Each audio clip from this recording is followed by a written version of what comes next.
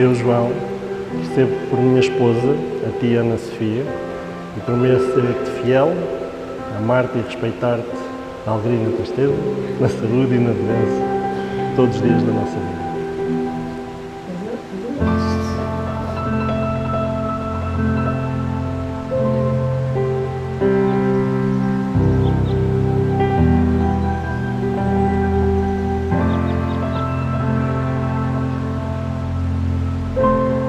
Eu, Ana Sofia, recebo-te por meu esposo, a ti, João, e prometo ser-te fiel, amar-te e respeitar-te, na alegria e na tristeza, na saúde e na doença, todos os dias da nossa vida.